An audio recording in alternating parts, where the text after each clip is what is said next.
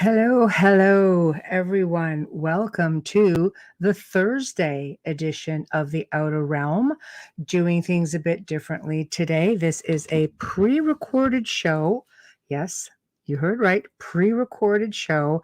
And you know what that means?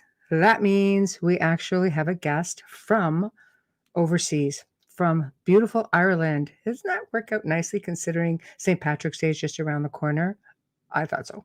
Anyway, we are broadcasting live just on UFO Paranormal YouTube at the moment because this is going to be airing tonight on all of our 8 platforms. So, welcome. If you happen to catch it this afternoon, good for you. Otherwise, you can catch Amelia and I in chat tonight, and we'll all have a good time. So we are, of course, on the United Public Radio Network, 105.3 FM from the beautiful city of New Orleans. We are fully sponsored by the amazing people over at Folgers Coffee who have been with us since day one. So we are so grateful for them. And a big thank you to Dr. Snick, aka the Sonic Surgeon, Justin Snicker, for his contribution of our intro and outro. For those of you that want to catch him, just look for any good music, Bandcamp, Spotify, iTunes, Amazon. You will certainly find his music, which is, of course, compromise of Halloween, horror, sci-fi, and dark wave electronic music, which is just awesome. It is amazing stuff. Tonight, we are going to be welcoming for the very first time Dr. Mary Helen Hensley. She's going to be discussing her near-death experience after a car accident, along with reconnecting to her life's purpose and, of course, her journey to healing. It sounds like a really fascinating story, so I'm sure it's going to just completely hold all of our interest. Catch us, of course, on UFO Paranormal YouTube. This evening, we're also going to be on International Public Radio, YouTube. We're going to be on all of our usual Facebook pages, which will be, of course, The Outer Realm, Canada's Most Haunted, UFO Paranormal, United Public Radio, News on the Flip Side, Joe Montaldo, UFO Undercover. There'll be a whole array of them. The usual spots for our usual people. I'm sure you'll know how to get us. And of course, all chats will be open with Amelia and I, who, by the way, is still having internet issues. So she is going to be in chat for us today, interacting that way. So I'm hoping you guys will be able to tune in. Oh, and here we've got a little bit of a Luke, Josh. There you are. Fantastic. So we've got Amelia again, who's going to be participating in the show. So I think it's going to be a whole lot of fun. And I guess for some of our usual people who have memberships and who do subscribe, you will be seeing the show actually live right now, and the replay will be this evening. So Dr. Mary Helen Hensley was involved in a car accident that was about to change her life forever. And with very vivid clarity, she was able to recount all that took place during her near-death experience, along with reconnecting to her life's purpose and healing. She has facilitated the healing process for countless individuals and is one of Ireland and Europe's most sought-after metaphysical healers. She's the author, I guess, several books from what I'm seeing here. Let me just see if I can chime them off since we do have time. We've got Understanding is the New Healing, Bringing Death to Life, the Promised Trilogy, Promised by Heaven. Sounds like a fascinating. You can find her on maryhelenhensley.com. She also has a Twitter account, so very accessible. She has a Bachelor of Arts in Communications and Graphic Design. She went to receive a doctorate in chiropractic in America, practiced in Ireland from 1999 until 2012. So I apologize. I'm reading this. Usually Amelia does this. So following her near-death experience in 1991, she began to realize that her previous skills and communication or communicating with those spirits had become so much more. So a series of incredible serendipitous events led her to develop her newfound ability to facilitate the healing process. Let's see, healing with sound, vibration, and frequency. So she says, with wisdom, wit, wisdom, and wow are synonymous with her. Her marriage of no holds barred humor and honesty, coupled with integrity and compassion, make her one of Ireland and Europe's most sought after metaphysical healers and synergistic speakers. After receiving a BA in communications and graphic design from Coker University in Hartsville, South Carolina, Mary Helen was involved in a high speed collision in Charleston, which resulted in a near death experience. Riddled with injuries, including a broken neck. My goodness, she went on to earn her doctorate of chiropractic.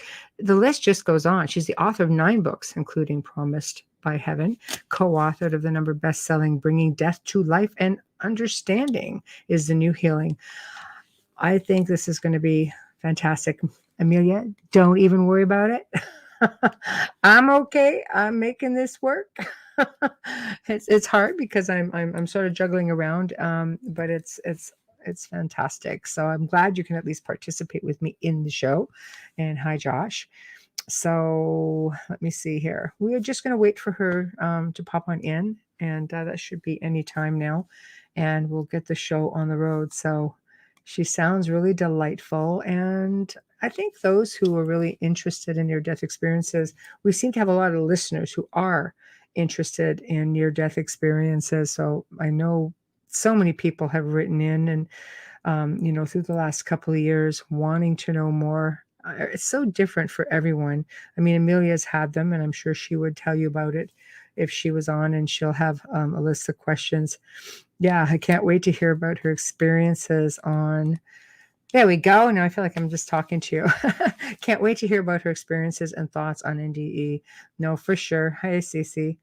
For sure. It's definitely something that is different for everyone. Like Wayne, I still can't get over Wayne's experience, of being on a boat and, you know, all these people on with him and the person just, rowing away on this big boat, everybody being silent. It's just weird.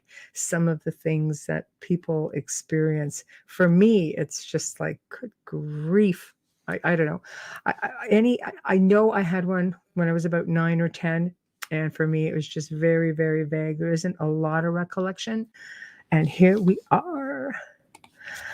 Hello. Hi. How are you? I'm good, thanks. How are you? I'm really doing well. Thank you. Amelia sends her apologies.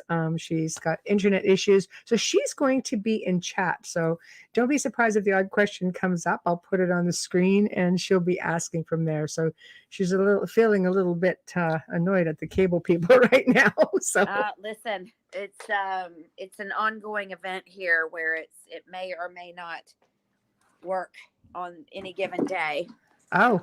Yeah, Ireland is doing all that, rolling out the 5G stuff, and yeah, it's yes. It's like that here too. It's just a lot of systems aren't compatible with 5G. So Amelia says hello. There we go. So how was your day? I mean, I guess it's an evening for you. You're about 8 p.m. right now. It's 8 p.m. Yeah, just finished work. Wow. Well, thank you. I totally snoozed on the record thing. I was like, oh, that's right. We do have to pre-record this. We do have some guests from the UK. They're like, oh no, we'll stay up and do it live. I'm like, you guys are champions because. And I usually would, but I have work in the morning, so going to bed at 4:00 would have been a little. Yeah, no, it would have been difficult. I can completely appreciate that. Absolutely. So, why don't you? I guess I like to start off, with humble beginnings and then just, bring. I always say this show is always about the guest. So I want you to go in any direction that you would like to take this. The live show, I mean, we end up with like between 2 and 3 million listeners. So I really want to make sure that you get everything you want out so everybody hears that.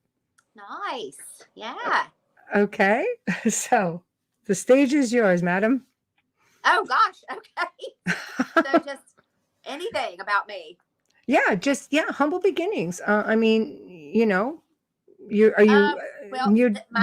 funny enough, my beginnings are a little odd. We like odd. That's a fun place to start.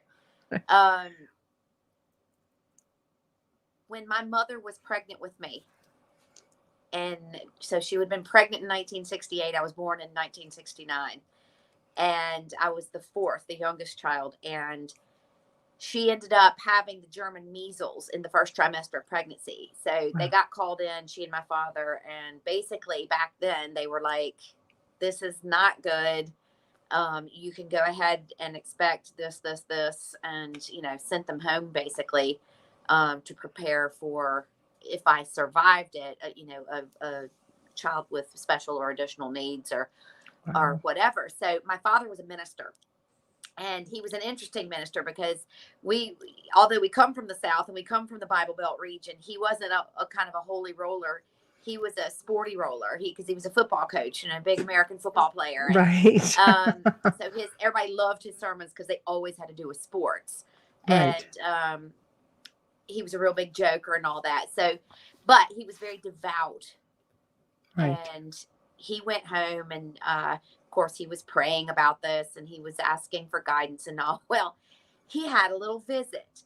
And the funniest thing is, you would think for a Southern Baptist minister to get a little visit, it's going to be an angelic being. It's going to be whatever. Yeah. And he couldn't call it that. He always referred to it as a celestial visit. Wow. Because these angels, if they were angels, had no wings, and they were humanoid type beings. So, you and I would be like, oh, okay, we know what that is. Right. Right. And it was very, very real. Well, what was interesting was that these two beings told my father that not only would his daughter be okay.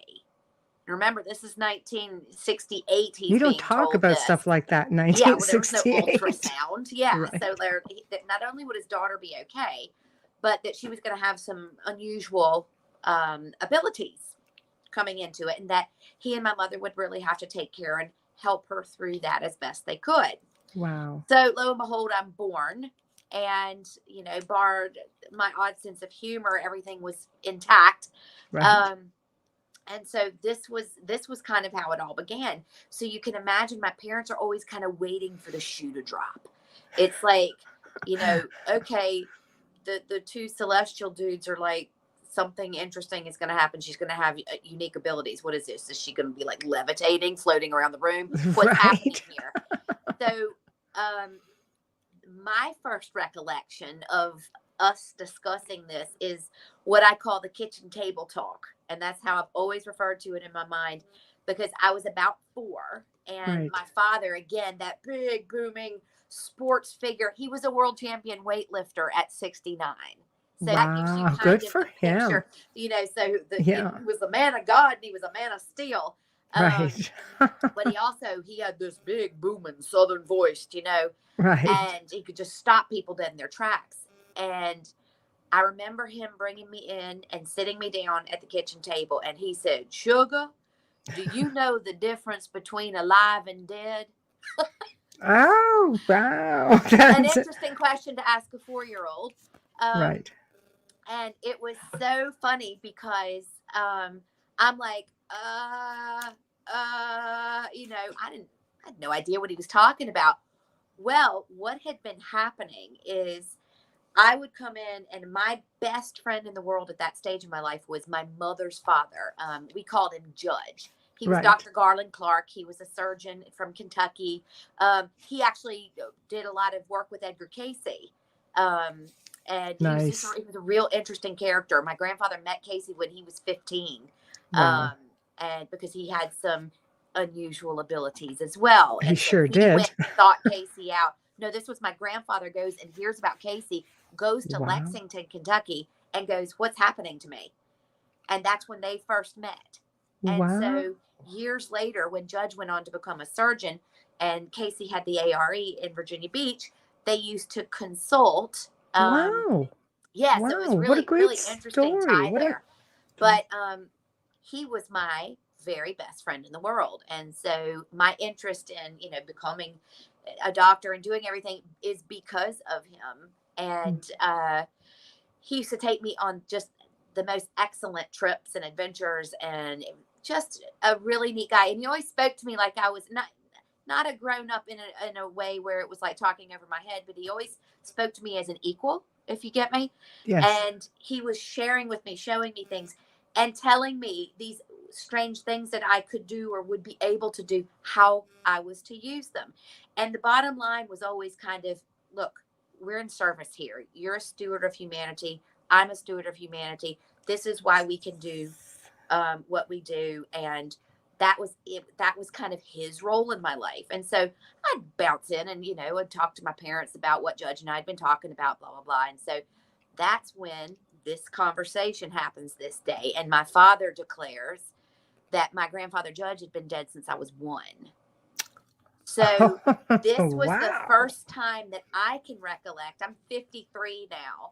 Right. So this is the first memory I have of realizing that I was different, and it was because somebody else deemed me different. Do you know what I mean? Like, I didn't feel different. That was my normal. Right. And so when people are like, oh my God, what was that like? Well, I'm like, okay, I see you. There's Michelle. I can see your fabulous hair. I can see that amazing background. And I'm going, you and I are having a real-time conversation.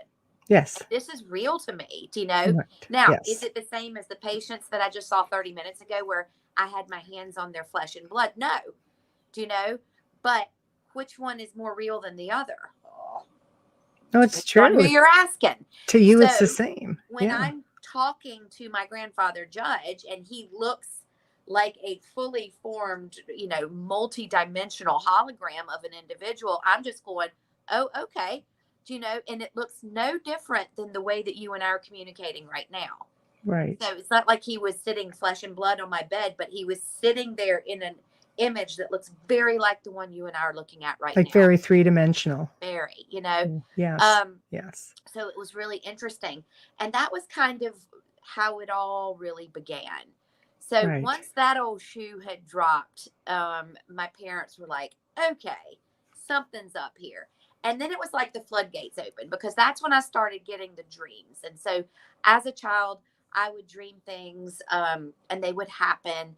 And I had this really peculiar interaction with death. Mm-hmm. I wasn't bothered by it as a child.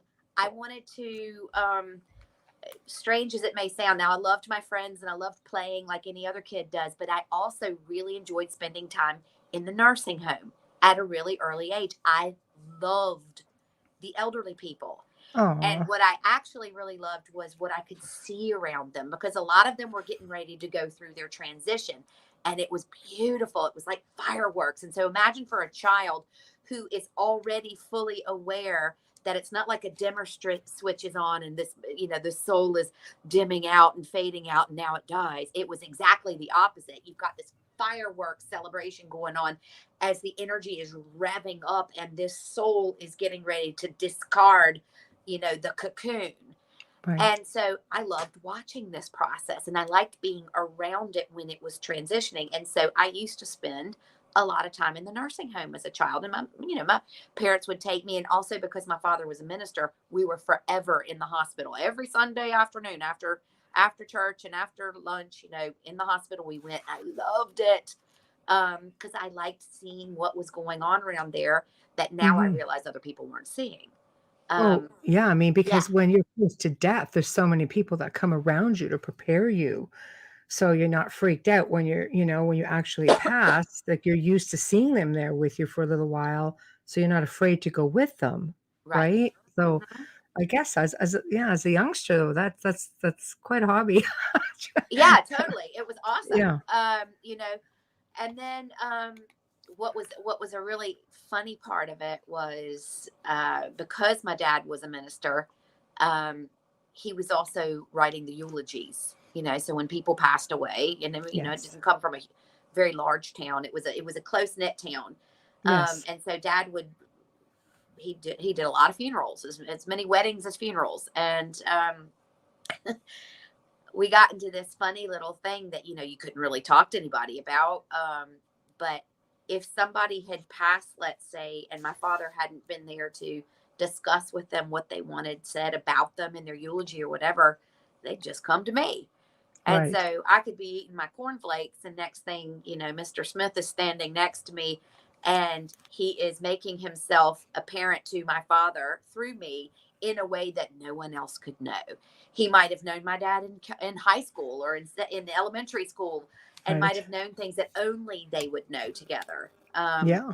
And so I would say, "Oh, Dad, Mr. Smith is here. Well, how do you know it's him?" And I'm like, "Blah blah blah blah." And he's like, "All right." And he'd get out the pad, and he would start writing. And together they would write their eulogies. I mean, it was really wild when you think about That's it. fascinating I to know it's me. kind of So cool, the isn't it? spirit is basically, I shouldn't say it is, the spirit individual is basically saying, this is what I would like to see mentioned. Yeah. This is how I want to be remembered. And funny enough, it could have been like the president of a bank, and it was, someone who had been a pillar of society. And that was never the stuff they wanted to talk about. No. They wanted to talk about playing together as kids on the gravel football field on Brown Street. There were, Yeah. the interactions of how important those friendships were. And like, they never wanted to talk about what they had achieved in their lives or the money they made or the accolades or anything. They never, ever wanted to talk about that. Mhm. And the idea that they would come back so that people, if they had been, very affluent or successful, in their Mhm. lives in the terms of monetary wealth, it was like, don't remember me for that. Right. Right. And No, that was really interesting. And I can actually remember this character of a man, and he died in his 90s. This guy was hilarious, and he was a very good family friend, and he had a great sense of humor, and he used to drive a hearse. That was his car. yeah, we had one. We had I one love here this too. guy, right? It's true. Yeah, all the And so elderly he would people just, at the church would come to churches. I hate that thing. I'll be in one soon enough. It's like, but why does he always park it on the street? oh man, So exactly. they're Yeah, cool. so They're he cool. go in with the hearse. Oh, the guy was so funny. But we were at this particular funeral, and I can distinctly remember having helped my dad with this particular eulogy because dad hadn't been able to make it. And there was a big group of them who had grown up together, and it was always strange watching my father bury his lifelong friends. But I just remember, and like, the place was just in hysterics because the eulogy was brilliant. Um, Right. and I remember this elderly guy, the one who drove the hearse, coming up to my dad at the end of the funeral and going, "Hey, Dick, when I die," and he said, "Bud, how do you know I'm not going to go before you?" And he said, "Dick, when I die, Mhm. I'm going to come back to and say something to you." And next It's like, thing, he what? whispers into my father's ear, and I'll never forget it. And it was quite some time later that he was like, I think I already lived in Ireland. I had Wow. just moved here when this guy, and he was old then. Um, and I had this visit from this guy, and I went, "Oh, he's gone." This was typical for me. My mom would always call me with the news, and I'm like, "I already know." And she's like, "Stop doing that." Um, You're just taking it all away from yeah, me. yeah. And Right. so I called my parents and I said, "Just by chance, is he gone?" And they said, "Yes." And I said, "Well, Daddy's already been to visit." And he goes, "How do you know? How do you know it was him?" I said, "Because he said left you a message." And he said, "He did." And I said, "Yeah, do you remember in the church?" He goes, "Oh, do I remember? Absolutely." And I said, "He told you something very specific." And Dad said, "Yeah." And he said, "Tell Dick I'm playing Cowboys and Indians." That Oh. was their favorite thing when they were little. Oh. And Yeah. he said, "Tell Dick," and that was, Dad was like, "There he is." And it was instant confirmation. And even for people who subscribe to an organized religion, it's Yeah. really nice to have some confirmation, because we're all coming in from different angles and different approaches and all. And it doesn't matter like what box they're in, because Right. ultimately we're all going back into that same space. So it's really lovely to have that kind of confirmation. So my Yeah. childhood was kind of full of that. I think it's And great because I mean, usually the Baptist religion or the faith is very staunch, you yeah, know. we weren't Now, really we didn't follow that book.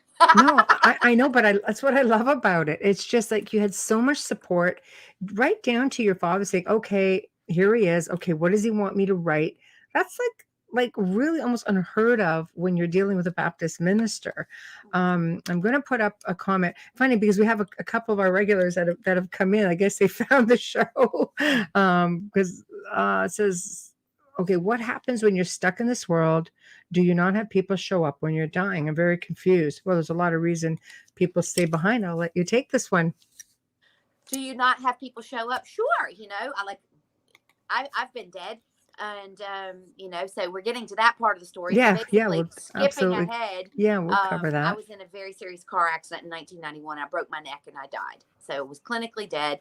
So, I can speak with some authority on that subject in my own experience. Now, different people have had different experiences, and that's the beauty of it, is that we all have different experiences. Yes. But what's so interesting is having grown up in that background, at that stage for 21 years, when I actually was confronted with my own death, it was absolutely nothing like what I had been taught.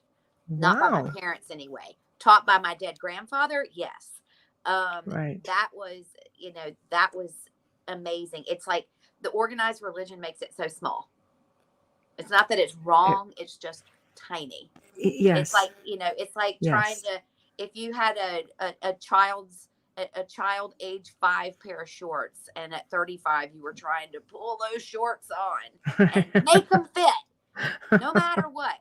Mm-hmm. That's kind of what it's like. The organized religion is a box within a lot of people are finding themselves and able to work through things and then graduate onto the next level of understanding. And that's what it's there for. So in the actual death process, for me, it was nothing like that. So I'm like thinking, oh, there's Jesus, Jesus is going to be there and pearly gates and all. Nah, it was none of that. And like my dead grandfather had been coming my whole life. So it's not like, my dead were there waiting for me.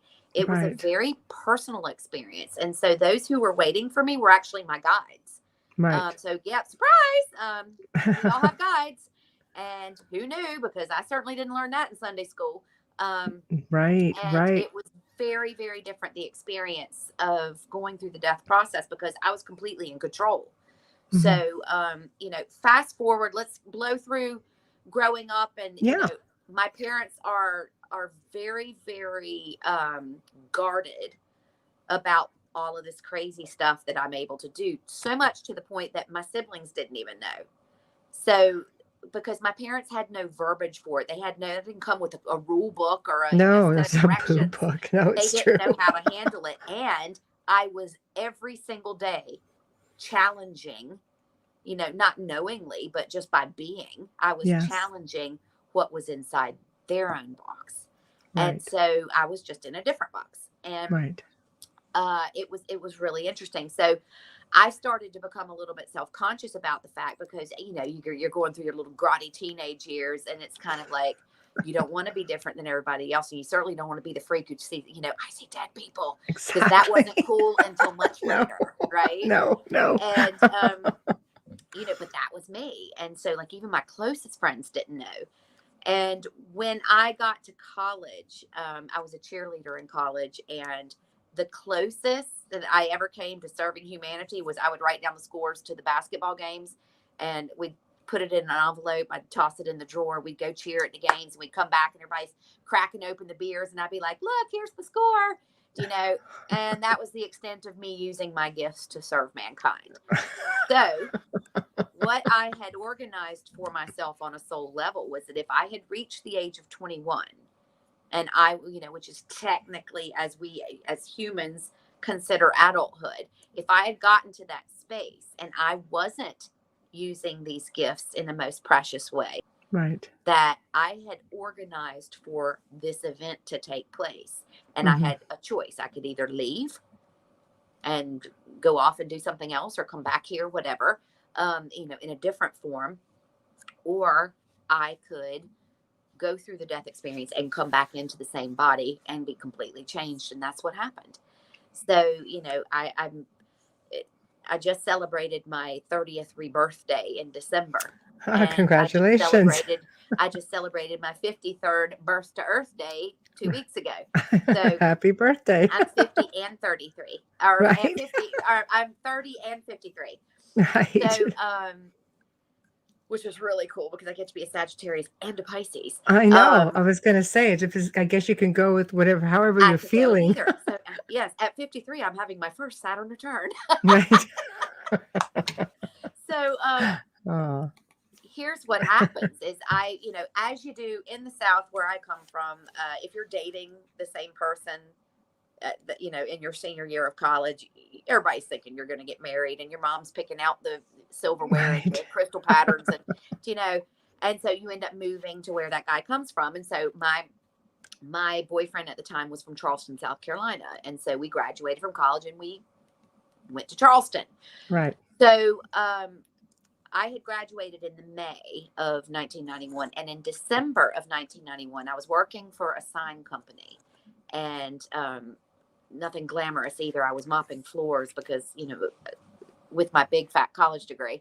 But we were having our Christmas party, and I was on my way to this Christmas party, and I loved the work. I loved the people. That my bosses were amazing because they taught me so much about working in a business from the ground up, and they were deeply switched on as to how this world actually operates. So, when you look back and you see your angels unaware of the people who were placed in your life along the way to help guide. Well, Frank and Teresa were definitely top of that list. Yes. And so I'm on my way to that Christmas party, and I get to Highway 17 in Charleston, which is a major highway this way.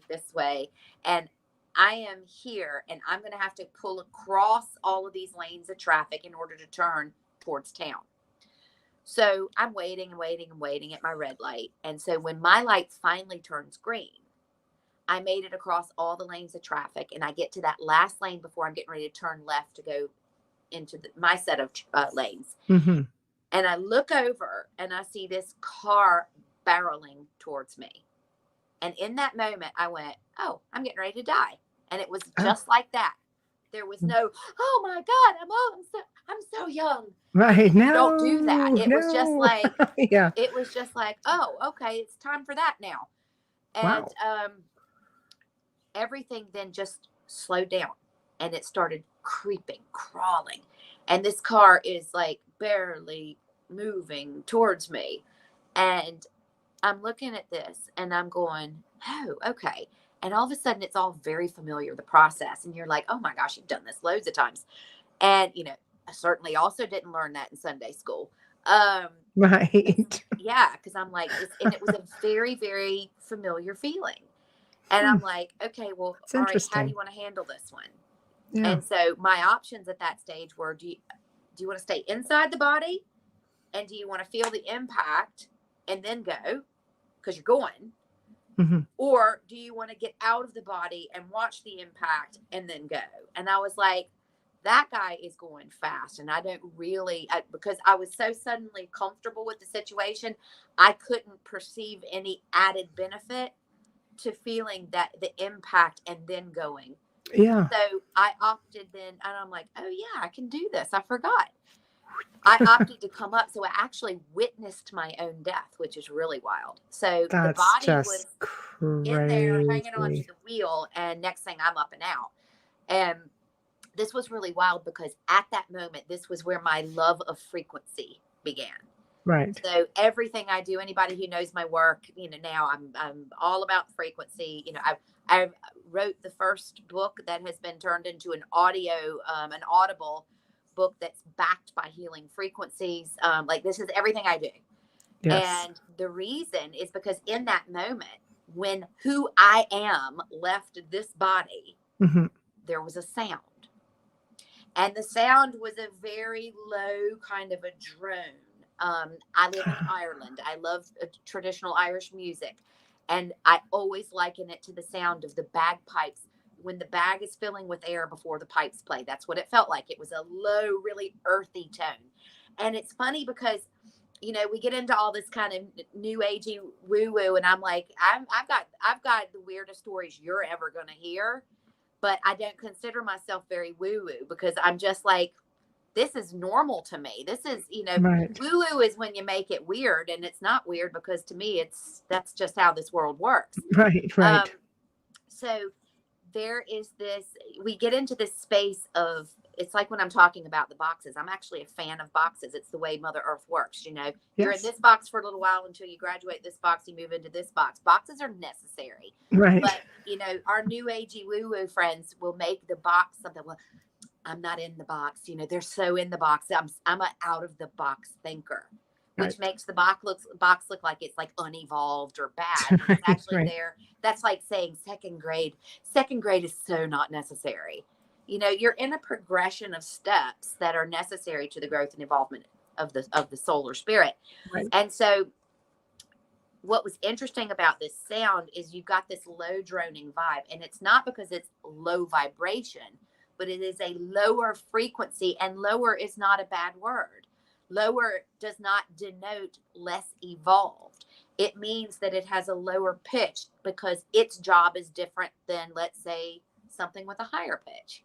Right. So there's this low drone, and I'm going, oh, this is the sound that keeps me, who I really am, anchored into this body. Oh my God. Yeah. Remember, you're not that body.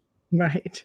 And so as you're in this sound and you're looking down at yourself, and then everything speeds up and bam, I'm watching my car fold in half. It's spinning around. My head goes through the driver's side window. My neck breaks. And I'm watching this with this peculiar detached interest, all the while surrounded by that sound. Right. And I'm like, oh, wow, this is awesome. Because I'm looking back and I'm like, oh my God, there's Mim. Mim is a girl I went to college with. Charleston, South Carolina is a very large place. She Right. happened to be behind me, 2 cars behind. Oh, wow. And I got Oh, to wow. watch her see me dead in the vehicle and experience what someone who is attached to the earthly experience going, oh no, oh my God, I know her. And their panic ensues. And I'm just like sitting there with a box of popcorn, watching the whole thing unfold and going, oh my gosh, you know, you're remembering the limitations of the emotional state of being a human being. Right. That doesn't mean that we're less evolved or that, but like, talk about taking on the greatest challenge ever. That's like going into a boxing ring with one hand tied behind your back. Right. You know, we come here because we stuff this dynamic, omnipotent, amazing, incredibly glorious being. We stuff it into this little It's meat wagon. true. And Yes. we drive it around, you know, and then we see how much we can do while Well, we're this is our stuffed human inside this suit. experience, right? Isn't We're that these wild? exceptional beings on a human journey, having Yeah. a human experience. And, you know, we're sort of like that species with amnesia, and you don't remember it till, like you say, you're in the midst of it and you're like, oh yeah, this again. But that's it. That's, if you ask what you say when you're dead the most, what's happening the most, oh, glorious God, didn't know, you're going like this all the time. Oh yeah. Oh yeah. Oh, Oh shit. yeah. Oh yeah. Here we go. Yeah. Yeah, that's what you're doing the whole time. You know, it's, Right, it's right. super spiritual. You're like, oh man, how did I forget that? Oh, I you know, know. and I think it's interesting to note at that point, because when people are like, why would we do this to ourselves? If we're this fabulous, amazing, high vibe, amazing being that's coming in, why would we put ourselves into a place that's so dark and dirty and ugly? Because it's the only place in existence that I'm aware of Yes. where we have this beautiful and perfect dichotomy and duality that allows us to simultaneously experience joy and pain. It is very unique to the human experience, and it is such a gift, because you can be in the most, you know, incredible state of bliss, happiness. You've just gotten the job of your dreams. Your daughter just had a baby. You know, you just met the love of your life. You can be euphoric with happiness. Yes. And then Yes. there are kids in a bomb shelter in the Ukraine. There's a global pandemic. There's all that goes with that facade. Do you know? Yes. And these things are happening at the same time. And so what happens is, this is where that phrase the desiderata, walk placidly amidst the noise. Right. Because that's what that means, because it is just noise. And when you can get somebody to understand that the euphoria and the destitution are all noise, And it's we as the human beings who denote whether this is good noise or bad noise, when it's just the noise. Right. And that the Frequency. joy of being a human, the experience, the growth, the evolution of being what we are, is being able to walk through that and not waver to one side or the other. Oh, everything is great because I'm feeling this, or everything is horrible because I'm feeling this. Everything is great because you're feeling both of those things simultaneously. Right. And it is such an incredible gift. Yes. So Yeah. that's the space that you're in. You there you are, freshly dead, and you're realizing, wow, what a blast that is. So What I a wasn't ride. finding a way, trying to get Right. back into my body, or going, no, I'm too young, nothing Right. like that. Right. The best description I've ever been able to give to it is, if someone was outside and they were out in the garden working, and they were hot and sweaty, and it was really nasty, and their clothes are stuck to them and they're all grimy, and they come in the back door and they peel off the dirty clothes Hmm. and they step into the most glorious shower. The last thing you're thinking of is the dirty clothes next to the washing machine. And when one leaves the body, that's exactly the sensation. That's the best way I can describe it. Hmm. No, I would want but no, you don't. Sorry. Right. And spoiler alert for people who are in deep-seated cyclical grief, where they can't seem to get out of this because they can't release that loved one. That's your grief. Right. Because I got to tell you, it's not theirs. You are not sitting there once you've returned back to that space going, oh, but I had all this unfinished work. Oh, but I missed it. Oh, But I never got some to see my do. grandchild. Oh, I missed that graduation. They don't do that. Yeah. No, You but, are but instantly returned to a space of going, oh, that was awesome. And let's move on. yeah, I've spoken with some people just like, no, I felt compelled to go back. I felt compelled to, I kept seeing my son's face, for example, needed to Mhm. be there. And it's such an interesting thing how it's so different for so many people. Yeah. Absolutely. Now, what was so interesting for me was that I knew I was going back. So it's like, it wasn't even a choice. So you get into that moment, and people are like, oh, did somebody make you come back? And I'm like, no, nobody made me come back. Hmm. I wanted to go back, and I knew that I needed to go back. So there's never a situation, I think, where someone is forced to go back or someone is robbed. People are removed from their circumstances Hmm. in order to get a big shake to go, hey, what are you doing? Because I have never met anybody who's had a near death experience, whether they perceive it as positive or negative or painful Yeah. or Yeah. euphoric, where they haven't returned changed. Do you know? I can see that. I can see that. Amelia says old souls always seem to handle the trauma better than newbies. I just before we lose everything. And Josh says, what about if you killed yourself? Does the experience change or is it the same? Oh, nice question, because I deal an awful lot with that. And what's so interesting is, suicide is really funny, because there's more or less, if you can think of it, like there's a soul plan suicide exit, and then there is a suicide by overwhelm. Right. Guess where both go? The same space the rest of us do. And Right. so, when you've run it through that filter of organized religions, or, that this is a mortal sin or this and that, yeah, okay, whatever. When you're dancing on that playground, great, you go play with that. But what actually happens when one dies, whether, because I don't know, you eat McDonald's every single day and you're eating Big Macs and French fries, why is that not a suicide? It's just a slower form of that. Why is, Right. if smoking is bad for you and you smoke and you die of lung cancer, why is that not called suicide? It's Is because, it mindset, do you think? of course Like it it, is. yes, Of right? course it is. And at Yeah. the end of the day, none of us really have any business judging how anybody else chooses to get. Don't tell the Catholics, dude, I live in Ireland. Are you kidding? Why do you think I moved here? I'll never be out of work. Um, Right. so yeah. And funny enough, this completely Catholic world that I live in here, also got its roots in the Celtic Druids. Yes. So Yes, Catholicism is the newbie here, it is. and so whilst those people might go and follow those rituals and well they know it, are based on ancient, they call them pagan, but that's a Yes. total Pagans misnomer. accounts. And Yeah. pagan was meant to be a slight by, and it was created by the Catholic Church. That name, Mm. meaning against God, and that's Yeah. not what it was like at all. So the people who worked with nature, the Druids, Yes. this is part of their DNA here in Ireland. So, it's really easy to boom bring them straight back to that. So don't Yes. judge a book by its cover.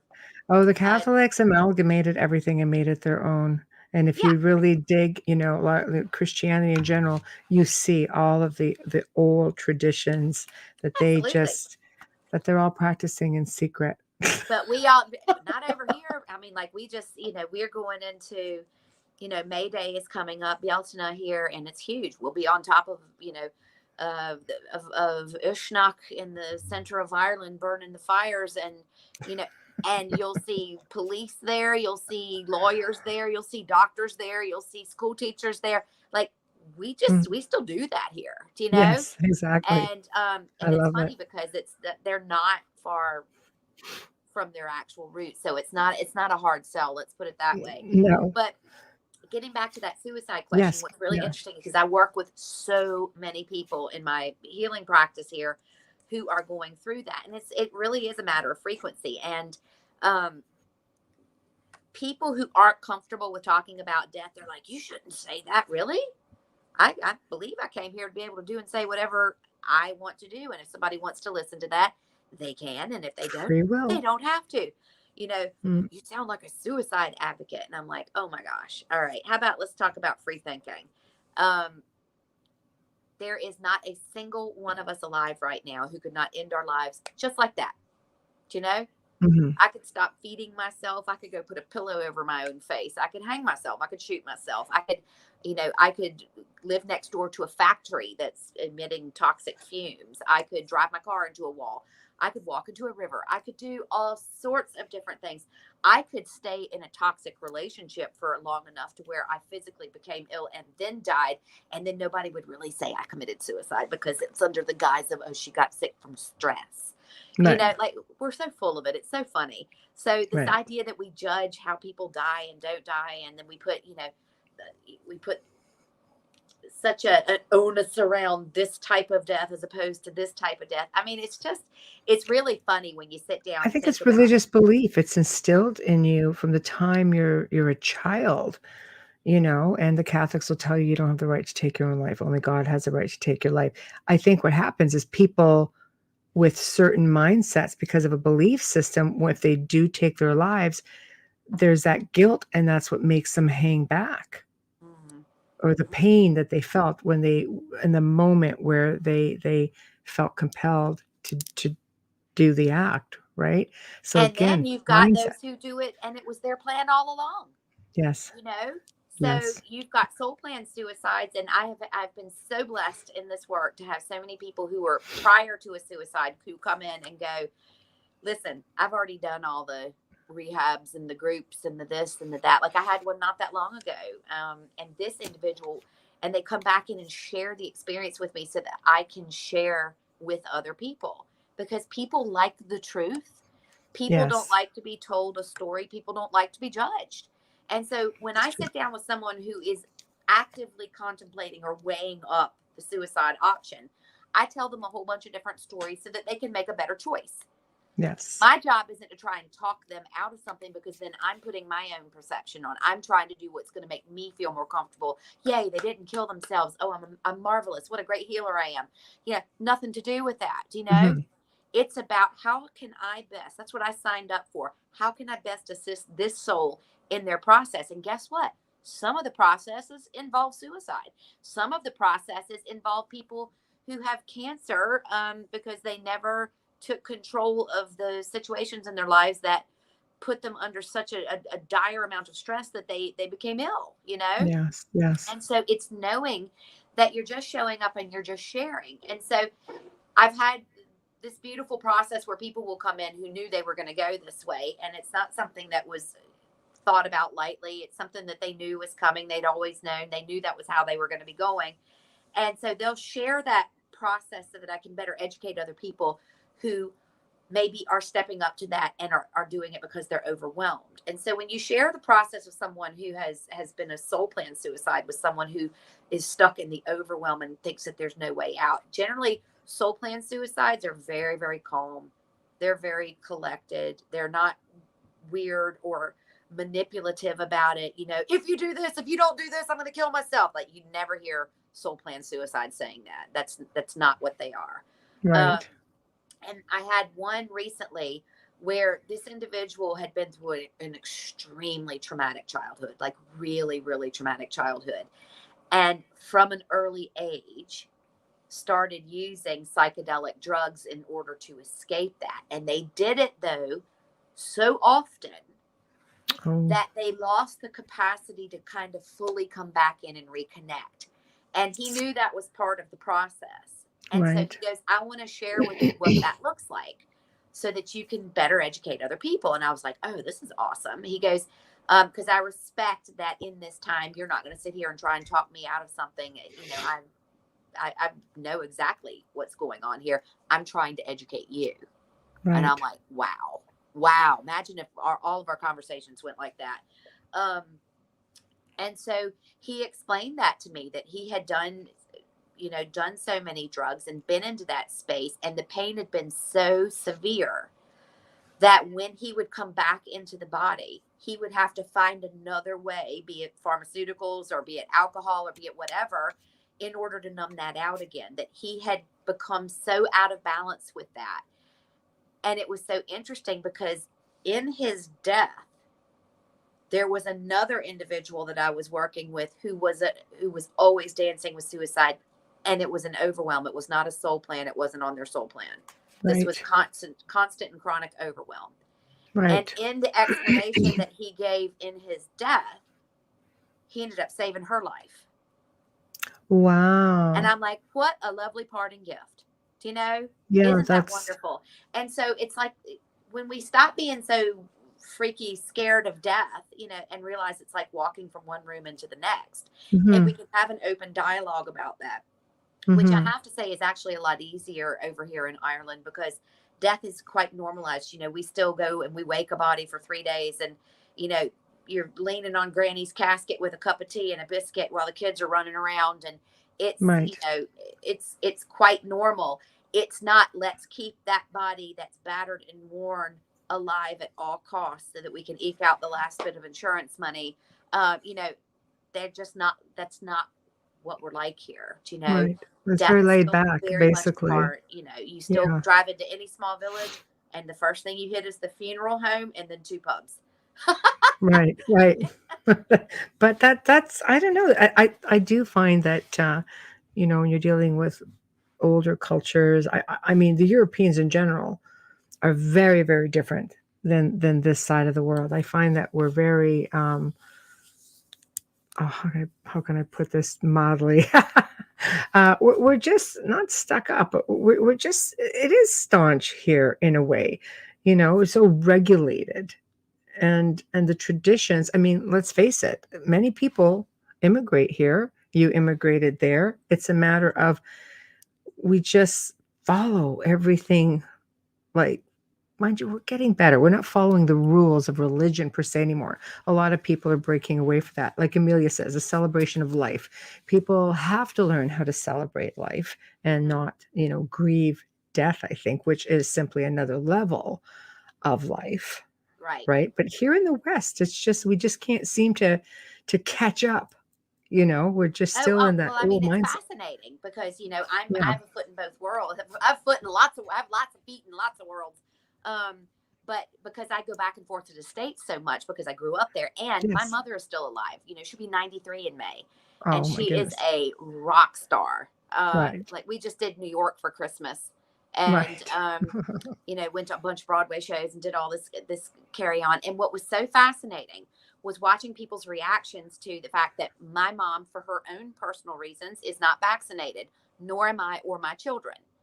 Right. That's our business and nobody else's. That's And right. so off we went on this trip, and you wouldn't believe how vocal some individuals were about the lack of support and the danger that I was placing mom in, or that mom was placing herself in, and all. And I'm looking at her going, she's been alive since the Great Depression, y'all. I think she's well able to She's make up doing her all own right. mind, and she's outlived a lot of Yeah. and if this is not something she wants to do, but that fear of death, Yes. and that's not the worst outcome. My mom's biggest fear is not death. It's Right. that she doesn't get to everything she wants to do before she goes. Right. Right. And that far outweighs that. And boy, she got on that airplane and we walked all over New York City and we had a freaking ball, Right. Right. And so it's just a mindset. It's very, very interesting. And it's also, I think, not having that fear of death has made the pandemic experience very different for me and for people I know who operate in that space as well, because um, there are so many people who are motivated to do things via fear. And I don't, like, I think we know me well enough by now, in the last hour. Yes, Your absolutely. choice is your choice. What you're That's doing right. is what you're doing. And what I'm doing is also none of your business. Right. I will Right. share my experience with you, because the way that we learn, evolve, and grow is by talking to each other and sharing our experiences, I not agree. by judging who's doing this, that, especially when There's, we don't there's have all the information. I agree, because there's too much division that way, So and much too division. much division, too much fear, and not enough exploration of what we really were designed to do. Like, Exactly. we're so gifted, and people don't realize it is all about frequency and vibration. It is all about evolution and awareness and awakening. But I think maybe the powers that be just keep us so focused on staying on that hamster wheel, keeping us so busy with, some people have to work 2 jobs, or you come home, you work, gotta go run, do groceries, take the kids here, there. I think people just don't have the time to really sit and be who they were meant to be. They're existing, they're not living. Right. And Right. Cece, you are very welcome. So But it's interesting too, because it's, what they do then is they create a model where they support um making, say, someone like me who's able to sit here and very freely talk about this, and like I don't have to think twice about what I'm saying, because right. I'm speaking to you from my personal experience. I don't have to make up anything. I have had the most bizarre life you can imagine, and everything has happened.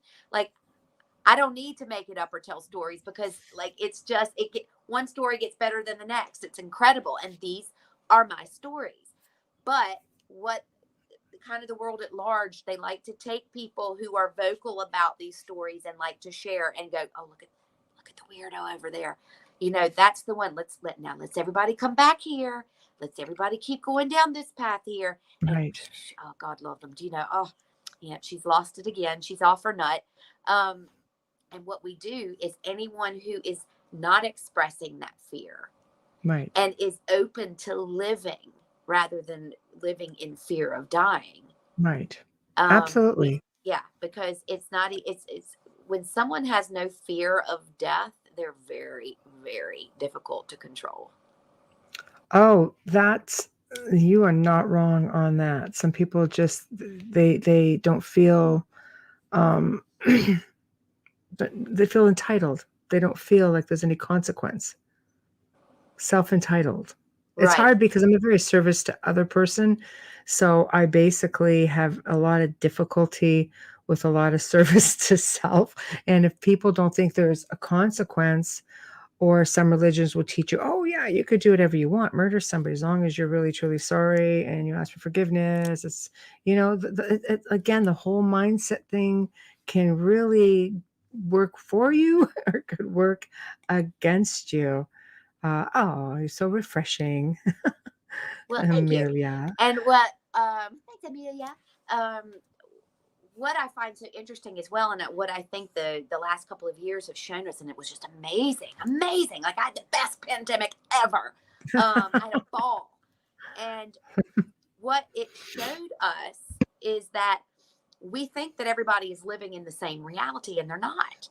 You know, like because I've done so many things dealing with beings that aren't, you know, they're otherworldly beings and experiences of being out of the body. And, you know, and people are like, oh yeah, well, if that was true, then why doesn't everybody see them?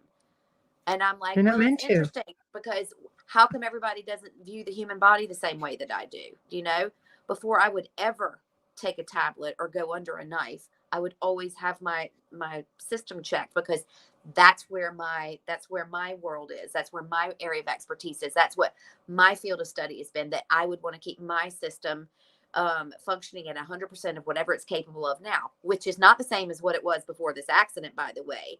But Oh. I'm 100% of who I am today, all my injuries included. Right. And Mm. so I have used chiropractic my entire life to do that. I keep myself well tuned, and, you know, and that's part of um, my plan of care. Yet you'd Mhm. have the next person who would get a headache, and the very first thing they would do would be take 2 Tylenol. Do you Mhm. know, I've never done that before. I don't, you know, so is that I'm better than them? No, it means we're having a different experience. Right. So I would never berate somebody because that's the choice they make. But what's so interesting is, because that is more the mainstream choice, and because so much of the world we live in is driven by finance and pharmaceuticals, It is. the people who are outside of that then become the odd and the daft and the weird. And Mhm. so it's just really interesting. And I think a lot of people got to see during this pandemic how different a lot of us live, and that you can't force all of us into the same thing. Like, my kids Mhm. aren't vaccinated, period. Do you Mhm. know? And Mhm. so the idea that I'm going to go stick them now because Right. there's a virus Right. going around, yeah, that's just not happening. However, It's they were old enough where I allowed them to make their own choices, right. because that's also not happening. I'm not going to go in and impose myself. I'm just Mhm. going to go, look, I've raised you your whole lives to be educated about how your body works. Make your choice. It's Yes. okay. And I love you either way. Now, Right. imagine if everybody had said something like that, do you know? No, And so it's you've got a lot of people now who, we're living in a country here where it just disappeared overnight. And so what could have put me in jail 2 weeks ago now doesn't even exist. right. And, you know, so there Mm. are a lot of people who are going through emotional strains and challenges.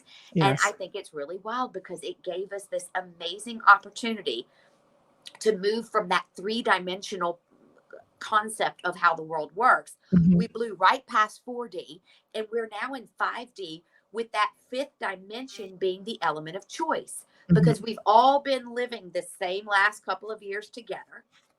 And everybody who got COVID did not die. And some Right. people who got COVID did die. And some people didn't get COVID at all, but we were all touched by COVID. So we can discern a couple of things. If COVID were lethal, then everyone who got it would have died. Well, that didn't happen. A lot of people went in and they quit jobs that they hated. There are some people who finally asked that person that they've had their eye on for so long, and they finally said, I love you. I really want you to marry me. I know it's in the middle of a pandemic, but let's do it. You know? Right. And Right. people started making these choices that were completely out of the ordinary, because they finally had the time to stop. And reflect. And so that 8,000 emails in my inbox, I finally got to go through, Right. you know, because I Yeah. was out, you know, you didn't have to show up for X, Y, or Z, you know, it was brilliant. Yeah. And so we all started experiencing the world in a completely different way. And so what could be viral and physical for one person Mm. could have been emotional in another way, where, you know, where they were separated from a loved one because they were told they couldn't go into a nursing home, or they couldn't go, you know, onto an airplane to travel, whatever. And so Mhm. people got to really rethink and reevaluate and reappreciate the way they handled, you know, a lot of people went, oh my God, I can't believe I left it and now I don't ever get to see them again.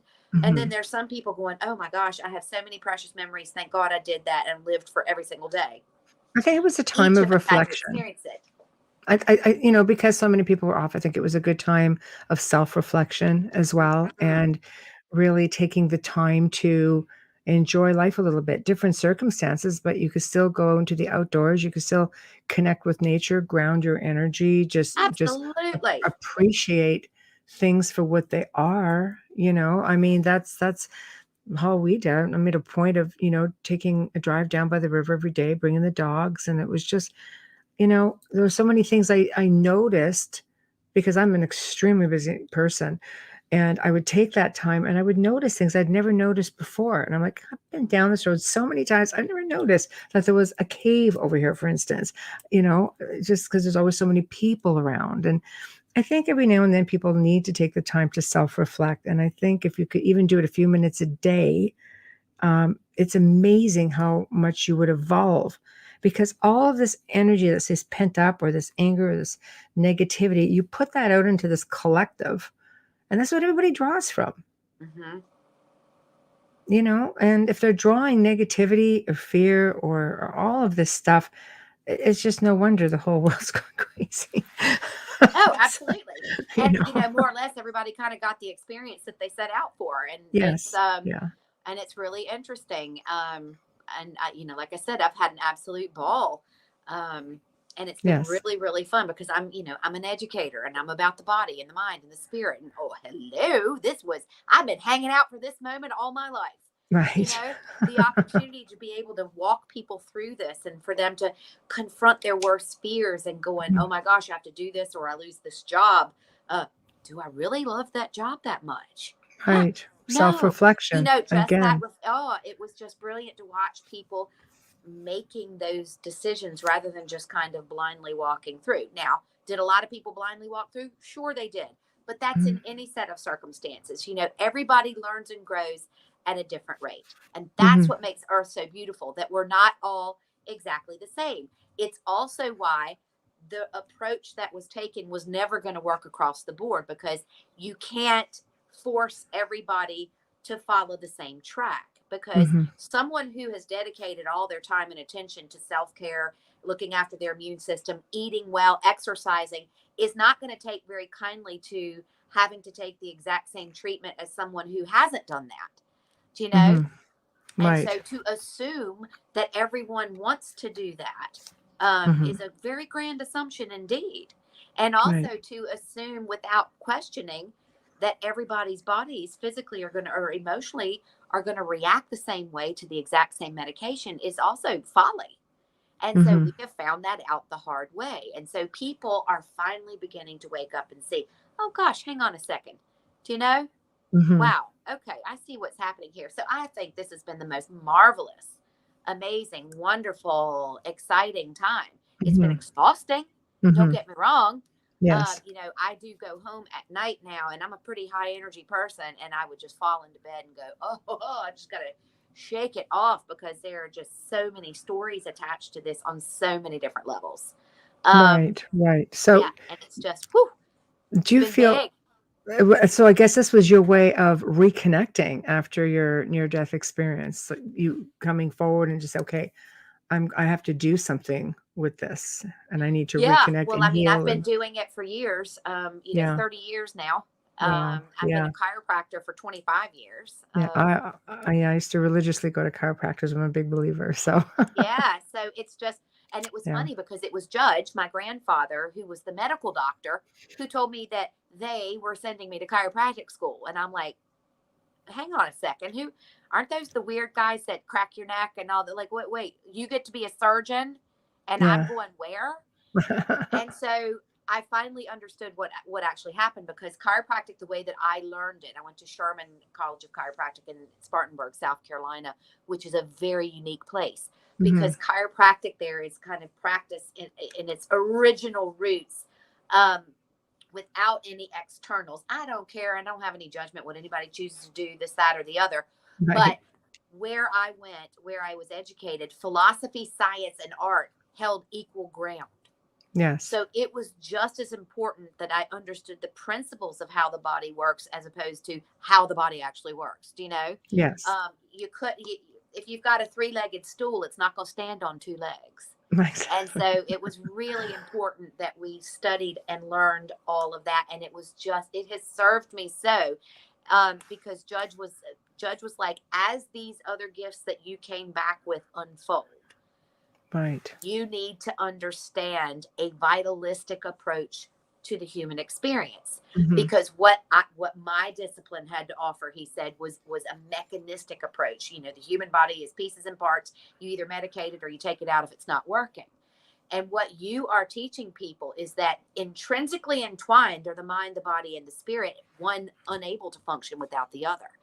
And that people are going to come to you with these ills of the spirit and ills of the body, one being caused by the other.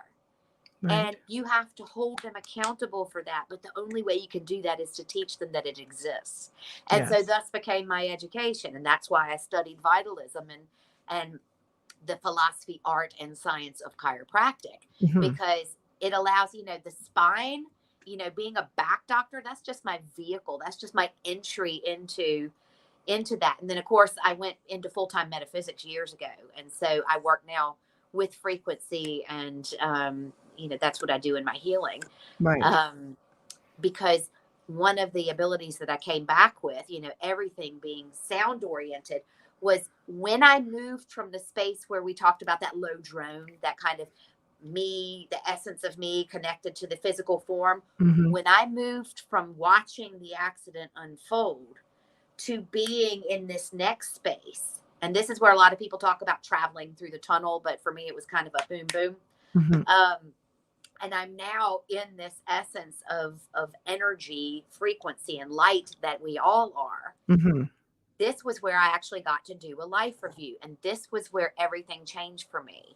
And Mhm. this to this moment makes the hairs stand on my arms, and it's, you know, it's happened 30 years ago. And if you can picture being in a cinema that is surrounded by a 360-degree screen, this is where time and the concept of time just imploded for me. And I couldn't ever be the same again. I am Okay. standing in the center of this, flanked by my two guides. And I am watching myself at that kitchen table talk as a 4-year-old. I am winning Living History Day in junior high school and I'm 12. I'm being raped and I'm 17. I'm getting my driver's license at 15 and 8 months. I've just accepted to college I'm going to go to. There I am babysitting the Thompson twins, do you know? And all of this was happening at the same time. So next to unfold in these abilities that I would come to share with people when I could read their history, their storyline, was this concept of concurrent lifetimes, because we love this idea of linear time. And, you know, is there such a thing as past life? Sure. Past, present, future, simultaneous, all over the place, right? Right. So Right. that's because we are interdimensional and multidimensional beings. And so we like things nice and tidy, though. Oh, yes, when I was a farm girl in 1783, you know, in my past life, da da da da. Yeah, okay, that's great, and I don't discount that whatsoever, because that does happen. But guess what else happens, guys? Is you can be living the you that you are right now. Mhm. And a lot of this is happening with my younger audience, my younger kids that are coming in, who are aware of a piece of themselves elsewhere. And some of that message is crisscrossing and interfering with their lifetime as we speak, because they are getting visions or scenes of something that's actually happening concurrently, Mhm. that's not congruent with who they are in this lifetime. Right. Yeah, Right. wicked. It's just amazing. Right. So, yeah, I mean, like, it's just endless. And so, you know, you have an experience like that, and like, you know, zoom, you come back into your body, what, you're going to get upset because the price of gas just went up? Come on. Do you know, like, it's coming back and getting horrified or hurt or upset over anything that's happening in this world is actually quite difficult.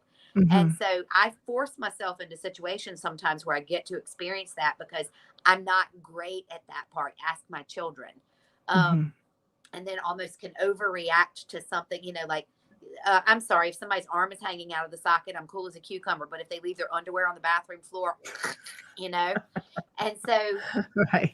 it's teaching yourself to kind of interact, because there's just not an awful lot that really Mhm. upsets me, do you know? Right. Right. Um, it's more behaviors as opposed to circumstances. Mhm. But it's not even upset because I'm being wronged by somebody or whatever. I'm exhausted by their slowness Do you know, Right. that's what happens sometimes. That's It's, funny. like that's, Yeah. but it's the same logic. I'm sorry, you'd never get mad at a kindergartner who can't do algebra, Right. but Exactly. we daily get pissed off at people in our circle who aren't as evolved as we are. Do you know? I'm like, really? Yeah, no, You think you're about not how this wrong. works? It's even little things, when you say something and then somebody forgets like 10 minutes later and asks you again, you're just like, it's like, already? I just Yeah, said it 10 minutes ago. So it's just, yeah, I think a lack of patience. I, yeah, I think, I absolutely. think, but I think it just stems from people not being able to take that time to reflect. Everybody is in, like fast forward mode with tunnel vision. They don't sit long enough to calm down and open up the scope of their vision and see what's going on around them Yeah. and to find beauty in everything. Look at the glass like it's half full, not half empty, Or right? hey, isn't it great you have a glass? It's great to have a glass. Is it Amelia? Me, that's me. Yes, yes, yes. Very, she has her moments like that for sure. But she's also squirrely, which I love because it's just, you never know what's going to totally Love a come out of squirrely that girly. little face. So I know it's awesome. Yeah, the glass is refillable. There you go. That's a good way to look at it. Well, it's funny, you know what? When we're talking about glass, one of the things that I am dealing with most in my sessions at the moment is we are a very super saturated people right now. So we've Yes, just come off the heels of a big event and then we walk straight into a war, and so another like big event. people are full. And Yeah. so what that means vibrationally, let me give you a for instance. Everything has a frequency. Yes. Okay. And so part of my gift is I can pitch or hear, let's say, this brain tumor sounds like this, or this mental or emotional state sounds like this. And I can then recreate a frequency that assists that person in restructuring or rebuilding or regrowing new neural pathways that will take them out of past trauma, right? Because let's face it, here's us in present time, and that's all that exists. All right. So when we were talking about concurrent lifetime, that's also present time. Right. So for us to go back into the past and access a trauma, or for us to jump ahead into the future and access fear, that has to happen via a neural pathway and a chemical reaction. That's all, because the events themselves aren't actually taking place because Mm, everything is now, right? right. So what's happened is a lot of people, after everything that they've just been through, are really, really full. So let's use 396 hertz for instance. 396 hertz. That's fear, guilt, shame, grief, anger, self-loathing. I mean, who can't put their hand up to one of them right now? Do you know? Right. And so what's happening in this supersaturation is that you could have somebody who has just lost a precious grandmother and they are actually grief stricken. Mhm. And when you call them up to say, hey, would you like to go for a cup of tea? How could you Right. talk to me like that? Right. And this anger erupts from them.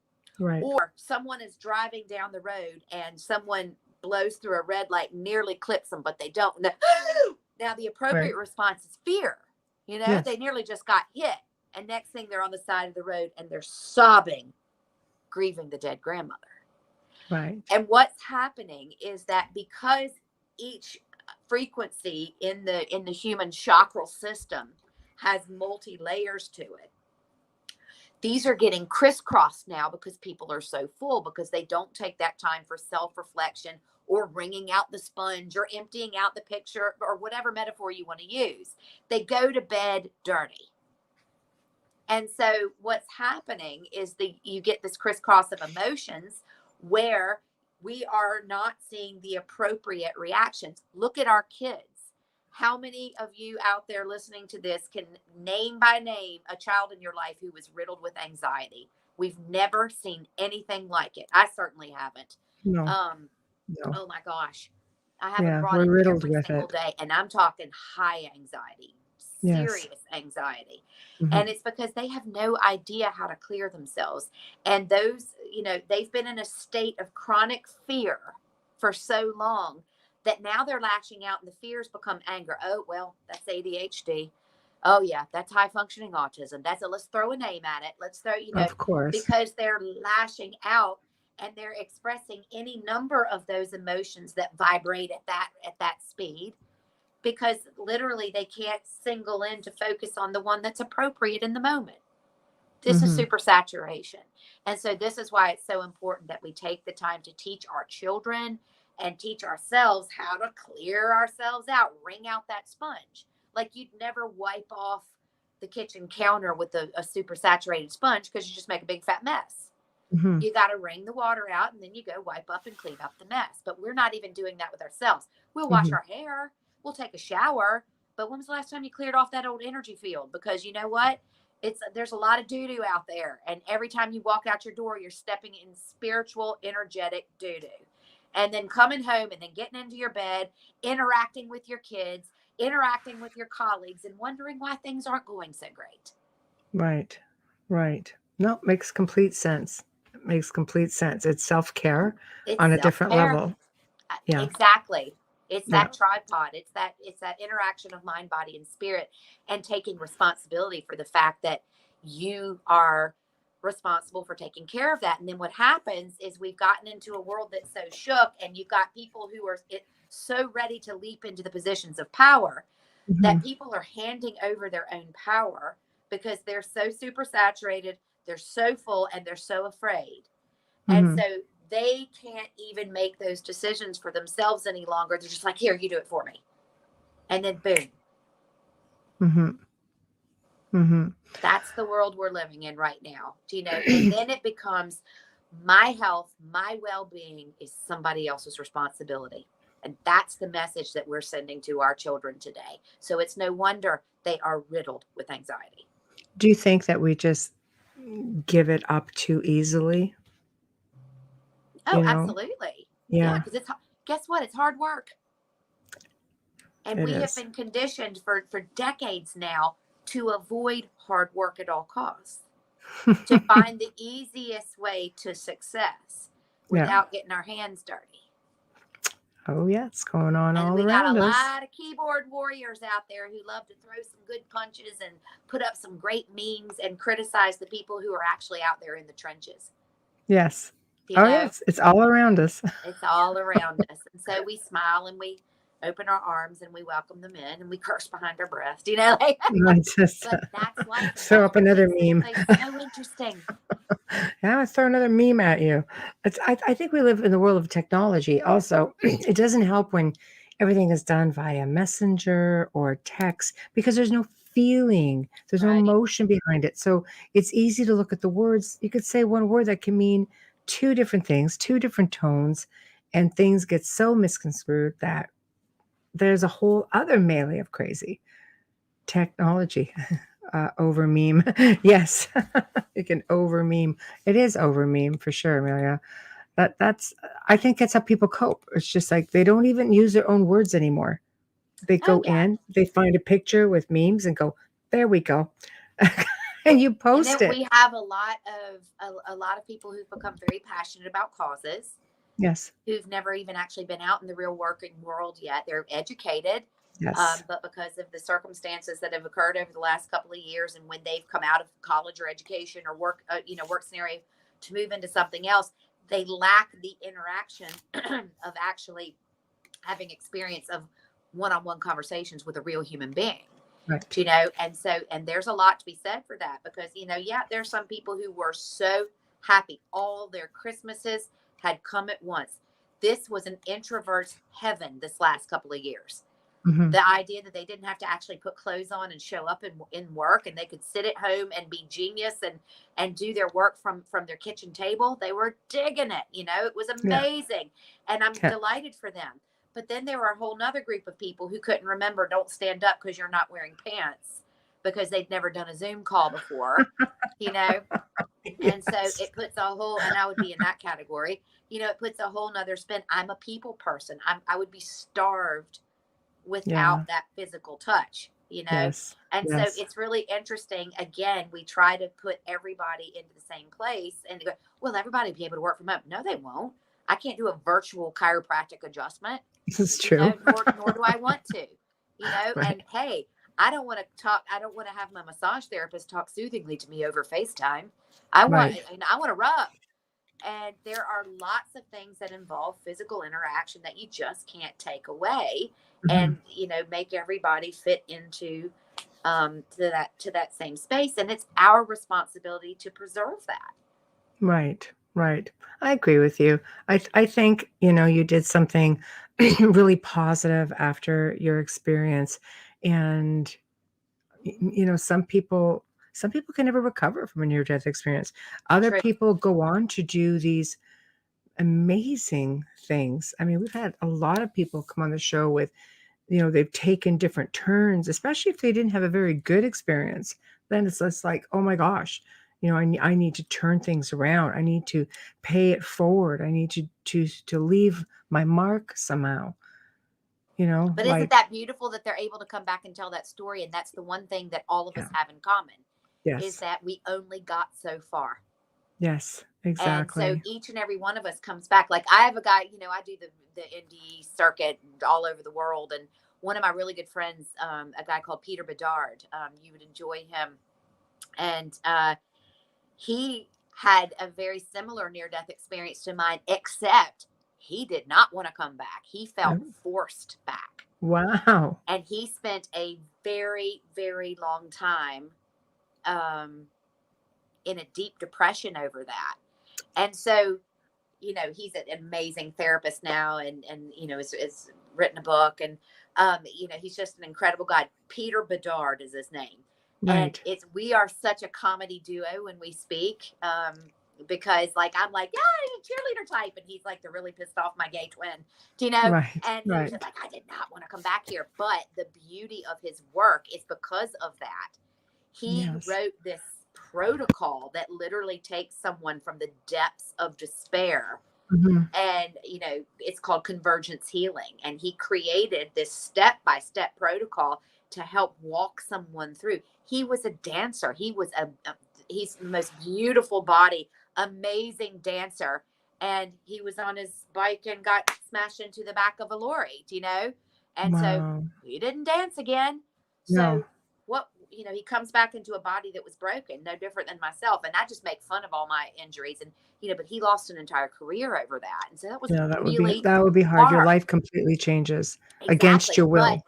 then the beauty of that is that in the depths of his despair, he Mm, created something that has taken thousands of people out of their own despair. right. So each one of us has our experience for a particular reason, Mhm.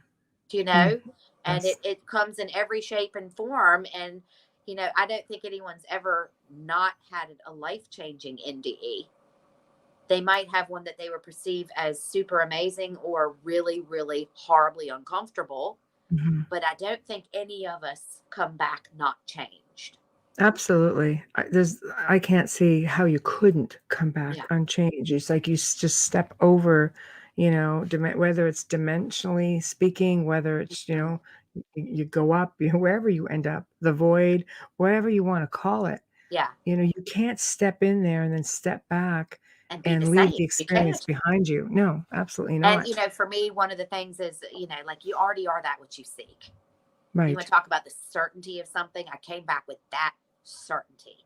And we right. spend all this time trying to seek our higher. I'm like, guys, get dirty, live, try to Mhm. be nice, but if it's also not on your path, guess what? Somebody's got to be the bully. There are some parents that are the nicest people I've met, and their kids are the nastiest pieces of work you've ever seen. Someone's got to be that, you Yes, know? And so yes. for us to place judgment on the idea that somebody is not living the way we are, hello, step forward and front and center, and let me see your perfect life. Mhm, There aren't any of us, or we wouldn't be here. mhm, We are, when they talk about the flaw of human beings, I mean, we're perfectly flawed. Do mhm. you know? Big What we time. came here to be and do, these bodies are so weird. Some of them Right. die at the drop of a hat. And then you got someone like me. I've had cancer twice and a brain tumor. I've broken my neck, and I'm sitting here talking to you. Like, Right, why? Do you right, know? right, right. And why I did that person get a bad flu and they drop dead? Do you know? Like, right. we're all here. If I know one thing for certain, We Right. are here, and this is a thing that got me through the pandemic, and with my hands all over people all day long, 24/7, Mhm. and unvaccinated. Do you know? It was, I am here until I am finished here. Right. There is no war, there is no disease, there is no crime, there's no nothing that is going to change that as fact in my life. Right. And Right. if that is tomorrow, I will look back and I will have lived well. I can tell you that. I've done it all. But I don't have any intention of going anywhere right now because there are so many things that I still have left to do that I'm very aware of. Mhm. So we come here and we stay here until we're done here. End of story. And that is something that is available to all of us. Now, there are some people right now, especially because they're feeling very down and they're going, well, I don't want to be here anymore. They come into me all the time and I'm like, all right, let's talk about it. What's your strategy? Give it to me. And they're like, And I will and they have you just, hold that thought because I have to do a station and sponsor ID. oh, go. Okay, thank you. Tonight, of course, because this is a pre-record, we are the Outer Realm. We are with our very special guest, Dr. Mary Helen Hensley, who is absolutely delightful. And wow, what an interview. What a story. I love it. We are fully sponsored, of course, by the amazing people over at Folgers Coffee who have been with us since day one. And we're so grateful for them. And we know we're going to have a long road ahead with you. So thank you. Big thank you to our other sponsor, Dr. Snick, aka Justin Snicker, award-winning composer of Halloween horror, sci-fi, and dark wave electronic music, who is responsible for our intro and outro. I see we do have quite a few people in chat, considering it was not an advertised pre-record, and we do run it live just on one stream for the network. It simplifies things for later on, and it will be airing later tonight at our usual time. And Amelia and I will both be in chat just to answer questions, and we always have a good time. But while you're there on UFO Paranormal, please get in there, subscribe, and see all the other stuff that you don't get to see on the channel unless you are a member. So if you're just tuning in, sit tight because we have another little while to go. So we are back. Now we can continue. So, Beautiful. and Amelia goes, I was early with Folgers. Yes, you were, Amelia. Yes. I was Not the just same thinking without about you. that, boy. Gosh, that's one of those things. The second you say the word, I can smell it. Right. Yeah, Right. We love it. We love Folgers. Seriously, we're grateful to have them. They're just awesome that's sponsors. wonderful. So, let's continue on with what you were saying with people who come to you because they don't want to be here. They're having some kind. I would imagine you have to be going through some kind of trauma to just say, you know what, I'm done. I don't want to be on this having this Yeah. experience anymore. Well, it's, some people may have lost the love of their life. I Yeah. have someone I'm working with right now who's in stage 4 cancer. And, Wow. and here's the interesting thing is his house burned down Oh and he wasn't God, in it. Here he was trying to find all sorts of ways out and he missed the fire. you missed the And boat. I was Yeah. like, wow, that was bad timing. And, Right. that we can talk and laugh about that and not like whisper and tiptoe around it. Look, if somebody is feeling suicidal, the best thing you can do for them is have an open conversation where they don't feel like they've lost their mind or they're some kind of a Yes. weirdo. Show up and just be there. And Right. don't place your outcome on what you wish. Right. Some of you may have children out there who go through this. There are a lot of them. And you know what? Of course, the last thing in the world that you want is to lose your child to this, but you've got to be centered and grounded enough to know that you were given that life in order to care for that life, to create a space for that life to evolve and grow in order to be able to competently make a decision like this. Right. And the outcome in that decision isn't yours. Right. All you can do is show up with love, and that's it. Well, because it's And so about them, right? It's not so much it's about us or about you. yeah, and oh my gosh, human beings, we are something else for trying to hijack other people's deaths. You know, Right. it's like, you can almost point out in a circle of friends who's going to be the chief wailer at this funeral, and they might not have been, you know, um, really an active part of that person's life, but boy, they're going to show up when the drama's on. Hmm. And it's so funny how we could sit and a dying family member would be there and we're holding vigil by their side and they're too weak to tell us to get out, Right. because they don't necessarily want them by their side. And then that person who's been there 24/7 goes off to get a cup of coffee and the individual takes the chance to get on out, right? And you hear about it all the All time. the I've time. known people who have done it. Amelia says, I'm a huge supporter of assisted suicide for the terminally ill. It's yeah, that's actually a really sensitive one. I mean, I would know what your thoughts are on it because it's their choice. A lot of people really have difficulty with that one, assisted suicide. Well, really, it's not them having to make that choice, is it? Yeah. Apparently, though, when it comes to the legalities, it Yeah, pretty but much is, again, isn't you know? that funny that we would have put legalities around something like that? Yes, As if yes. it's our business. Do you know? It's Yeah. really interesting what we pick and choose um, to Mhm, involve ourselves in. mhm. And again, it's just that that's that fun part about being human, and that's what we come down here to work our way through, and you Yeah, know, fight for the cause and to do whatever. But that's why I find life here so fascinating. right. Well, Yeah. they're definitely fascinating. I mean, what are your thoughts then on afterlife? You know, I'm extremely curious about your book, how promised by heaven. So, how do you deem heaven? How do you deem, it's an Okay. Well, first of unusual all, that name. book was called Promised. And then when Simon and Schuster took my first three books, they decided, but it was back in the day when Eben Alexander's book Proof of Heaven had just come out and it did really well. And Right. so Simon and Schuster decided to tack on Promised by Heaven on the Right. title of mine. That wasn't the original title. It was called Promise. Isn't that funny? But then Oh, you make a book deal and there it goes. And, and it's it was gone. really interesting Right. how that happens. Um, Promised, I was because my father, when those celestial beings visited him, Yes. he asked, "Do you promise that what you have said to me about this baby is true?" And so, whenever I was in distress or I got in trouble, or let's say he had to reprimand me, and then afterwards, um, he would always say, "You're promised." And Wow. that's where Wow. that came from. So Promise by Wow. Heaven was all about the accident, and then it's kind of my life leading up to that. My favorite book is actually Understanding is the New Healing, and the reason is because it's about everybody else's stories. Like, Right. enough about my story, okay? We see it's that mine sounds so spectacular because I got to die, and oh, I've Right. come back and all this. I love nothing more than the subtle nuances of a story that doesn't see the obvious, doesn't, you've got to find the miracle within the story that's not right in your face. Right. And those of us who go through the NDE, make no mistake, it's not because we're so enlightened or blessed. It was because we were missing something. As we Right. say over here in Ireland, a little thick.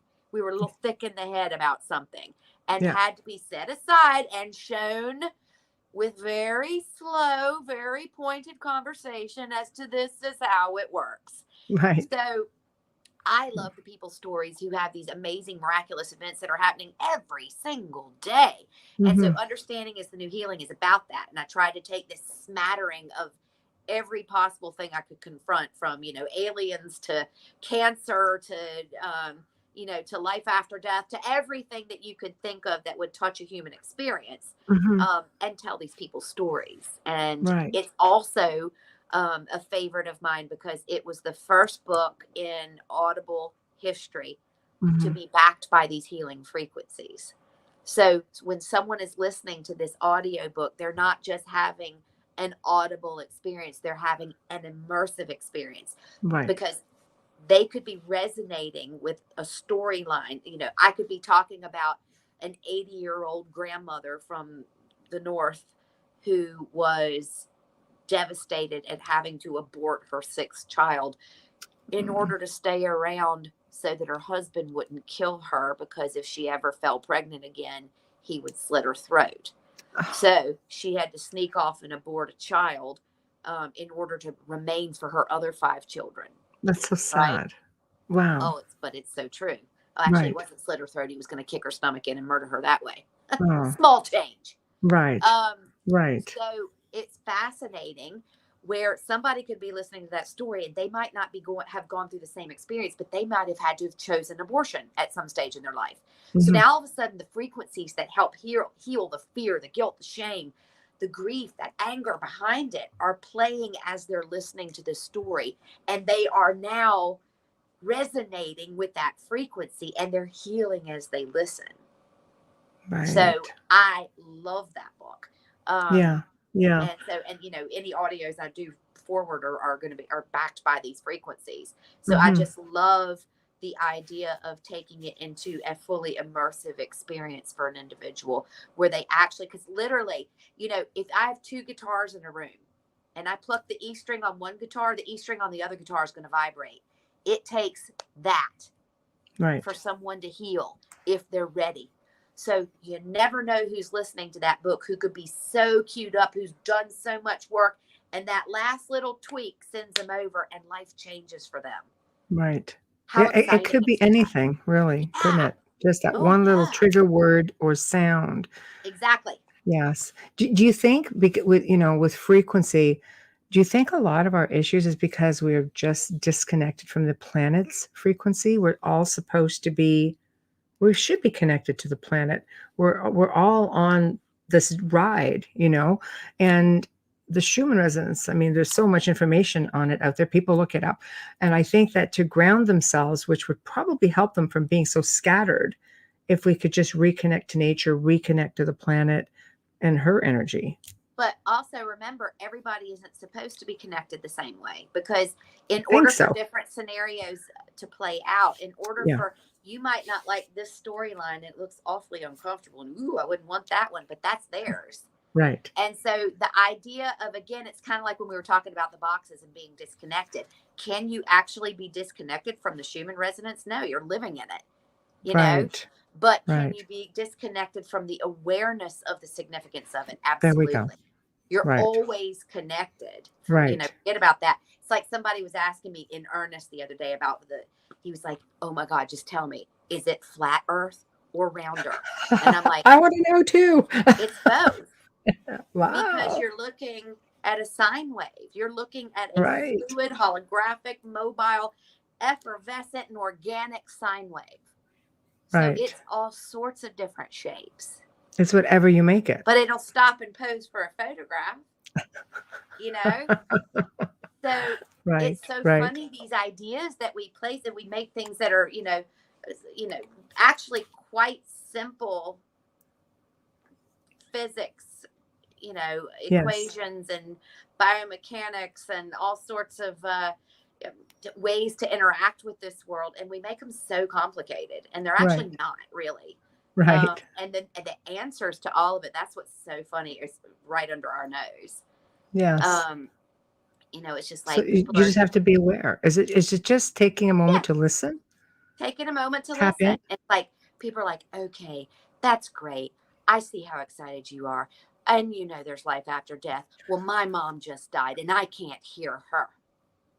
And they get this kind of anger, towards, Right. and I'm going, and they were like, well, yeah, good for you. Well, for some, they say here in Ireland, well, for some, that's great. You can see dead people and you can know this, but I can't. And I'm like, yeah, you can. I do it every single day and I'm really good at it. Right. But guess how I got really good at it? By doing it every single day. Right. Because I make time to do it every single day. I Right. also shower every day, and I brush my teeth every day. It's a discipline. Right. I am a horrible cook. Guess why? I hate it. I don't like being in the kitchen, and I have OCD. And so I clean as I go, and it makes it a miserable experience for me. My Right. best friend Trisha, she can make the biggest mess, and there's flour on the ceiling and all, and this beautiful meal comes out, and she has embraced the joy of the process of doing that. I don't like that because I have a damaged vagus nerve. So Right. food is something that I have to do because I know that if I don't, Mhm. that I can't live. Right. I have a damaged switch because when I start eating, I don't really remember that it's time to stop until I become, I'm in pain. Right. Or I could go a day and a half and go, oh shit, I forgot to eat.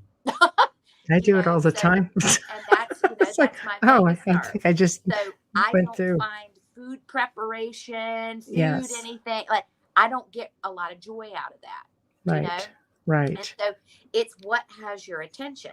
Mhm. And it's really interesting because if you can think of us all, we all come into this world like with a big patchwork quilt. Right. And it's so funny because, like, right now, everybody's talking about the war in the Ukraine. And last week it was about the pandemic and this and that. And, there's been viruses and wars and people dying for as long as we've been here. But now, if you're standing on this patch of the quilt that's all about that, you want everybody else out there to be on that patch with you because it's now in your consciousness and Right. awareness. Right. And aren't we so funny like that? And then we Yeah. judge. How could you be so uninvolved in this cause? How could you not care in this? And I'm like, well, because I've been on the patchwork quilt that recognizes that these things are happening every single day, Right. and I don't jump every time there's a new political whatever, or, Mhm. and because that's not an area of interest for me. Right.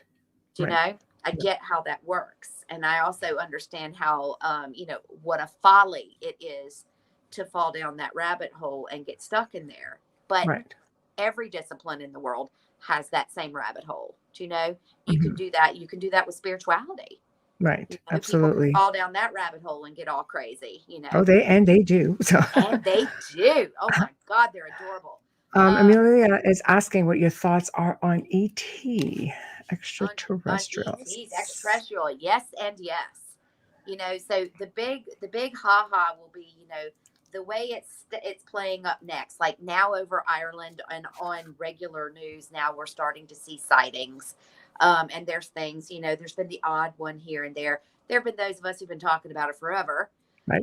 And then we see these sightings and on. So they're drip feeding. Always watch Hollywood, guys. Yep. They're drip feeding, and this is nothing new. Nobody's coming that hasn't already been here. So let me just tell you that now. So this idea that we're waiting, oh yeah, that'll be it. Next thing it'll be extraterrestrials. No, next thing you're going to become aware that there already were extraterrestrials here. That's right. Okay. I've Right. seen them. I've met them. I've worked with them. I have worked with some pretty interesting combinations out there of people who would fall under military or government, uh, and who are working with these individuals, and they're very real, and some of them look just like me and you. How interesting. Hmm. And it's quite amazing that we would actually believe that look at how different we all look, do you know? To think And that we're the that we only all come ones on from. the big beach. It's just No. so funny, Yes. so Right. yes, I love ET and I love ETs, and there are, thanks be to the gods, there are so many individuals out there and so many different types of teams that are here assisting us. And that's why, my daughter was asking me the other night and she was like, oh my gosh, Mom, there's all this talk about World War III. I said, relax. This place stays. Do you understand? Earth is an experience. It is not something that can be destroyed by those who are experiencing it. Let me Right. repeat that. Earth is an experience, and it is not something that can by those who are experiencing it. They can destroy their own experiences. They can dirty up or muck up their own experiences, but they don't get to end the ride. This Right. place has been around for a very, very, very long time. But here is something that we as human beings love to do now. We've got to change everything about the world and do this. And it's like rocking up to Harvard Law and pounding on the gates and going, hey, I want to learn how to cook a souffle. Well, there's a great cooking school down the road over there, and they teach how to make a beautiful souffle. No, I want to go to Harvard. I want to go to this school. Well, I'm sorry, we don't teach cooking here. It is my right to learn how to cook at this school. I'm sorry, we don't teach cooking at this school. And they keep going and going. And they're like, everybody should be able to have the right to cook. Everybody should know how to cook, and everybody should have the right to attend this school. And I'm going, no, that's not exactly how it works.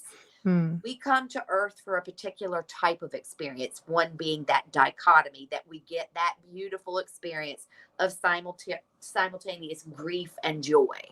Do you know that's what the Earth experience is all about? And like we said in the beginning, it's very unique to here. It's amazing, right? But what happens is a lot of people, listen to every Miss America pageant, and what would you like? I'd like world peace. Guess what? Never happening here. because that's not what this dynamic is all about. Right, right. Because there are so many beautifully honed and perfectly crafted experiences for souls who signed up and paid the big bucks to come into this world in order to have X, Y, and Z experience. And Mhm. guess what? There are lots of teams, human being and humanoid, who are here to facilitate people's ability to have those experiences. Some of them being very, very pleasant and some of them being very, very horrible. Yeah, but I mean, some of us are caught right in the middle of all the crap, you know? Like, we've got a renegade out there trying to start World War III. I think this get some damage. The ripple effect is going to be massive, Of course and a it is. lot of us are feeling this, right? Of course it is. That's Yeah. not what I signed up for. I don't want to feel a ripple effect of some kook, Well, let you me tell you know? how I know that's not true, because you're here. Well, You don't get to yes. say I didn't sign up for it just because it's Damn. uncomfortable, and say, and when you're getting everything perfect and lovey dovey and everything's fabulous, and you get to say, yes, this is what I came here for. You came here Yes. for all of it, baby, or you wouldn't be here. Mm. So other people just, I might just feel like I want to be here because of this time period. This I is wouldn't miss this for the world. Are you kidding? This is incredible. Watching people, literally crumble to their core and trying to find a way through this to make sense out of nonsense. Oh, it's incredible. Um, Amelia. How how, can people heal themselves right now who are suffering from there you go. vibrational effects before we get to the Okay. end of the show? So I have a Last website. It's one. called MaryHelenHensley.com. Right. Okay. And on MaryHelenHensley.com, the first thing that's going to pop up is a COVID frequency. Now, within this COVID frequency, and this is free, by the way, you just go click on, right? And when I said to you before, I'm able to pitch different frequencies of all sorts of physical and emotional states. Well, I was also able to pitch the frequency of the COVID experience, the Right. physical, the chemical, the emotional, the spiritual. So in that frequency, it's like a 7-layer cake. There's a lot going on there. It lasts for 33 minutes. You can listen to it every day, and it is life changing. Okay.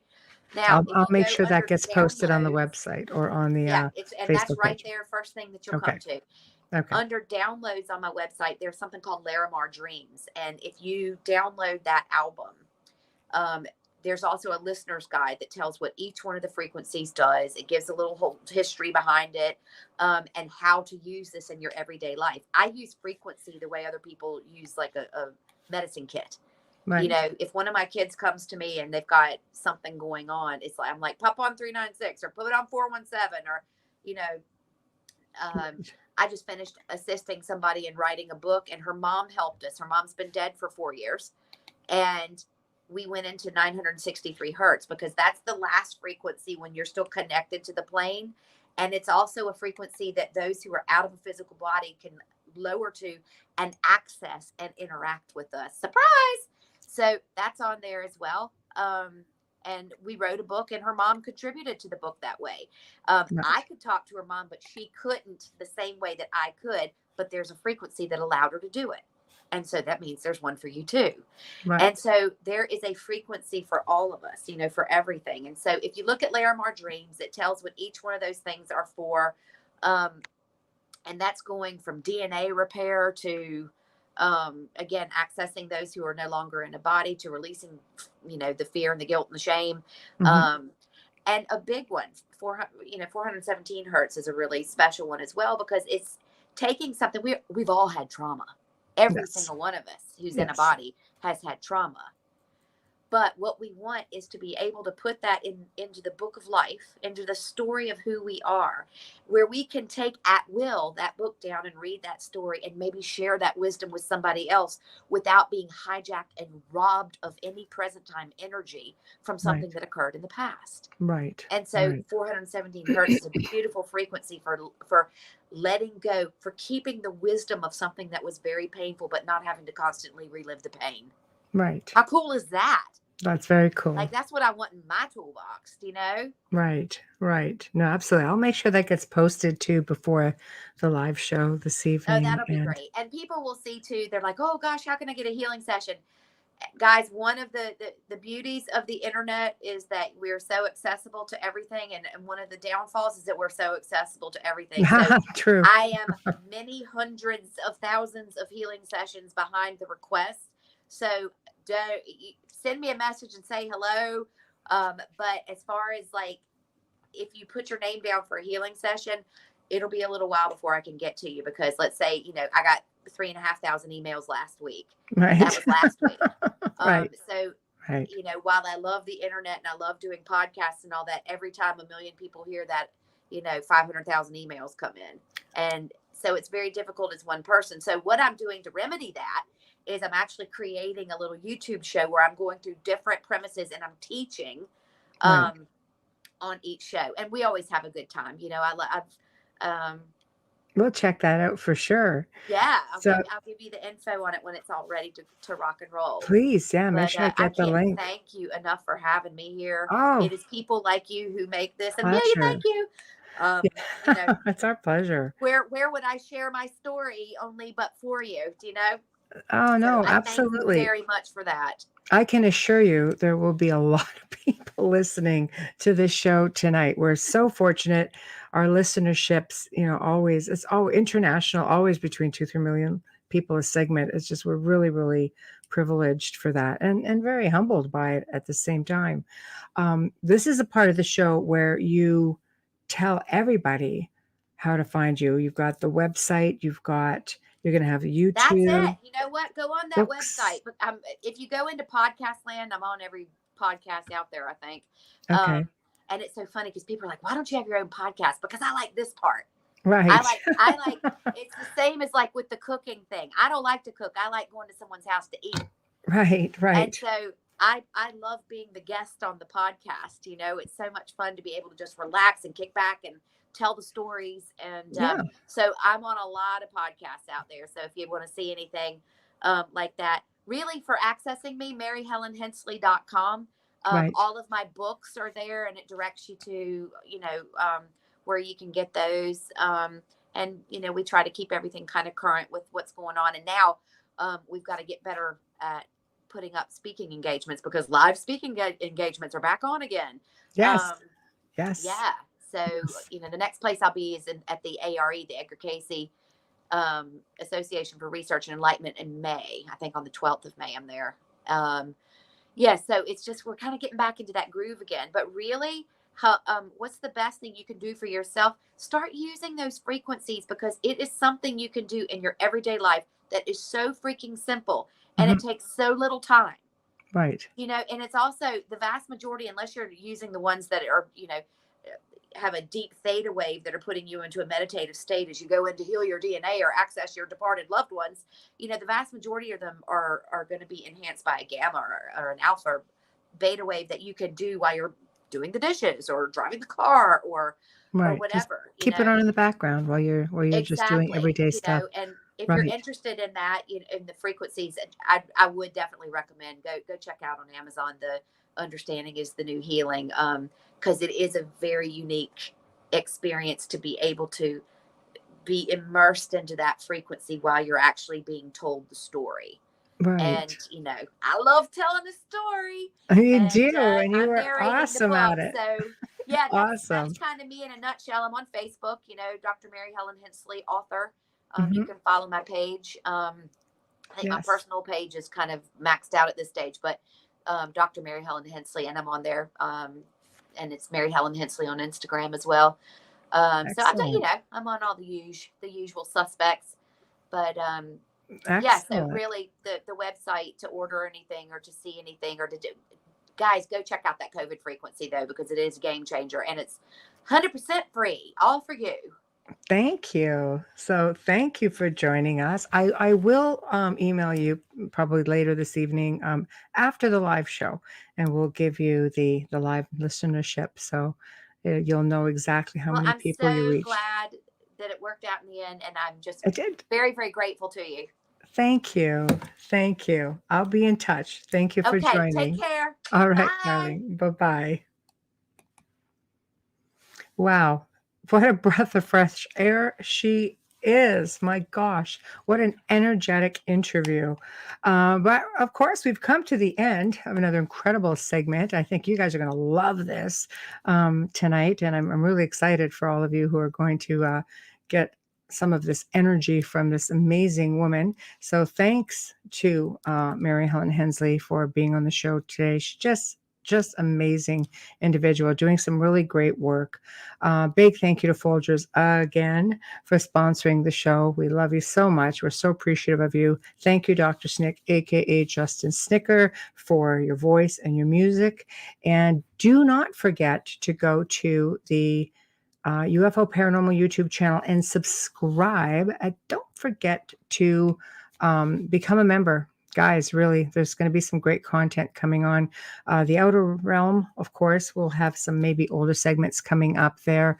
Amelia and I have a few things, that we're looking at doing also just for members. So go check it out. If you'd like to contact us, only contact us, please, at the outer realm contact@gmail.com. The outer realm contact@gmail.com. Next week is going to be another amazing week. Wednesday evening brings Charles Christian, again, all the way from the UK. It will be a pre-record, but he's going to be sharing with us all his weird tales of the United Kingdom. And there's lots of them, so it can go in any direction. It's going to be an amazing segment. Thursday evening, we also welcome Dr. Scott Taylor, who is an experiencer of, get this, a shared near-death experience, and apparently one of the only people on the planet who has experienced it, and he teaches all about it. So it's going to be phenomenal. You're not going to want to miss it. So until then, of course, Amelia and I bid you all a good night, and we thank you for tuning in. We will see you in chat. Night, night.